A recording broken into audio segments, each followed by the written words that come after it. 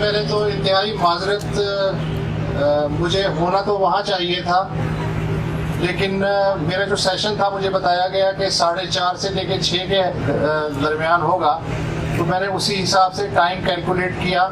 और आज मेरी बदकिस्मती है कि मुझे कराची जाना है 11 बजे का प्रोग्राम करने। अगर वो 2 मूजी मेरे जो साथी हैं वो अगर वहाँ होते तो आज मैं आराम से यहाँ बैठता और बहुत लेट नाइट तक आप लोगों से बातें करता, लेकिन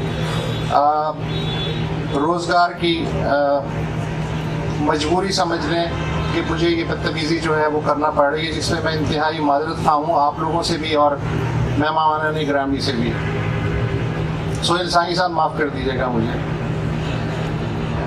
मैं बैठा यहाँ सोच रहा था, अभी जो पिछला मुज़ाकरा हुआ उसमें कई बातें हो रही थी और मैं अयाज को जो है आज 2018 में रख के सोच रहा था कि वो आज अगर होते तो क्या होता।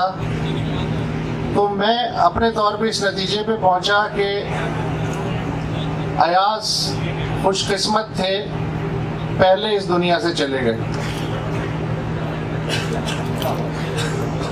इसलिए कि अगर आज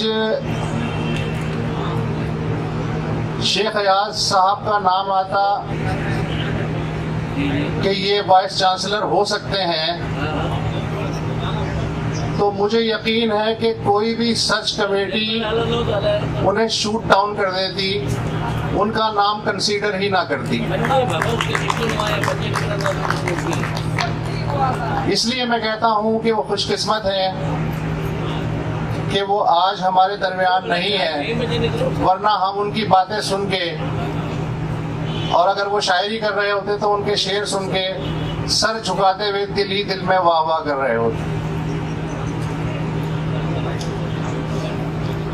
अगर वो वाइस चांसलर फर्ज करें बन जाते किसी सर्च कमेटी की भूल चूक की वजह से, तो मेरा नहीं ख्याल कि वो 1 महीने से ज्यादा अपनी कुर्सी पे कायम रहते। इसलिए नहीं कि उन्हें बरतरफ कर दिया जाता, बल्कि इसलिए कि वो खुद को खुद ही बरतरफ कर लेते, ये देख के कि किस तरह एमफिल और पीएचडी की डिग्रियां तोल के आ रही हैं और शेख अयाज को उस पे बहैसियत वाइस चांसलर साइन करने पड़ रहे हैं। मेरा नहीं ख्याल कि अयाज ये सदमा बर्दाश्त करते और एक महीने से ज़्यादा उस कुर्सी पे रहते। तो हालात अयाज साहब की ज़िंदगी से लेके आज तक इतने तब्दील हो चुके हैं। शेख अयाज साहब सहाफ़ी थे, सहाफ़ी आज भी हो सकते थे वो, लेकिन वो क्या करते? 4 महीने की तनख्वाह तो शेख अयाज को भी तंग कर देती अगर ना मिलती। क्या लिखते जब उनके कान में यह आवाज आती कि हम आपकी बहुत इज्जत करते हैं, आप बेपनाह लिखारी हैं, तारीख साज लिखारी हैं, लेकिन ये जो आपके साथ काम कर रहे हैं इनके भी बाल बच्चे हैं, थोड़ा रहम करें, इदारे को चलने दें। ये उनके साथ होता। वो खुशकिस्मत थे कि उनके जमाने में जेल जाने का रिवाज था। आज जब मैं सोचता हूं तो मुझे रश्क आता है ऐसे तमाम सियासी कैदियों पे, ऐसे तमाम सोच के कैदियों पे कि जिन्हें हम जालिम डिक्टेटर समझते थे। वो उस दौर के लिहाज से यकीनन जालिम होंगे, लेकिन कम से कम उनमें इतनी मुरव्वत और रवादारी जरूर थी कि वो अपने मुखालिफ को जेल में डाल देते थे, उसे चक्की पिसवाते थे, उसे कैदे तन्हाई में डाल देते थे, लेकिन ये जमानत होती थी कि वो जब भी वापस आया वो जिंदा वापस आएगा।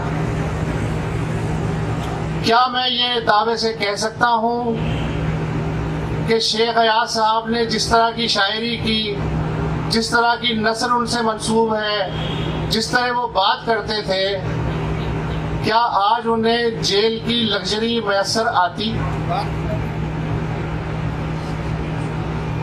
हो सकता है कि वो पाकिस्तान के सबसे मशहूर लापता इंसान होते।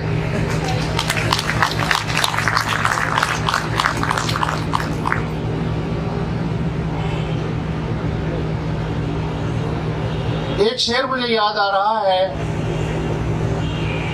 अयाज की शायरी मैंने अपने दोस्तों से चीदा चीदा शेरों की शक्ल में तो सुनी है, लेकिन जाहिर है कि मैंने उस तरह पढ़ी नहीं जिस तरह पढ़ने का हक है।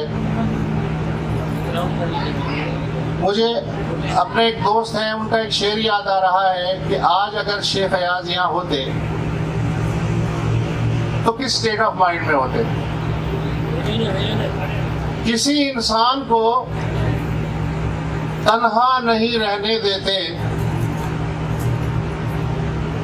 किसी इंसान को अपना नहीं रहने देते, शहर ऐसे हैं कि तन्हा नहीं रहने देते, पहले देते हैं दिलासा के बहुत कुछ है यहाँ, और फिर हाथ में कासा नहीं रहने देते।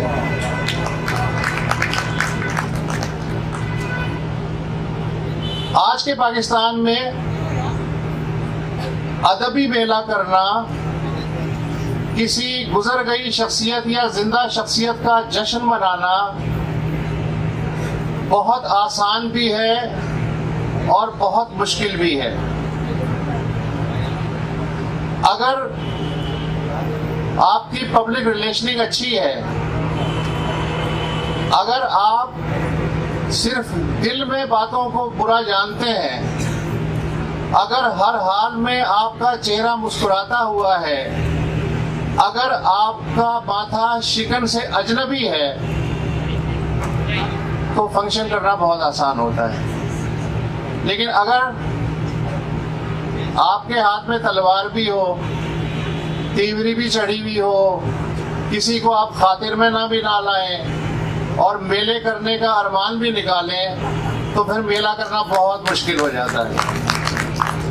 लेकिन उसके बावजूद सलाम है मुंतज़मीन को, और उनसे भी ज़्यादा सलाम है उन मेहमानों को जो इस स्टेज को रौनक बख्शते हैं। 5 दिन मैंने सुना है कि 5 दिन रौनक बख्शी है, और उससे भी ज़्यादा सलाम है कि इस सादा, इंतहाई सादा, मैं समझता हूँ कि ये वहाबी मेला है अपनी सादगी के एतबार से।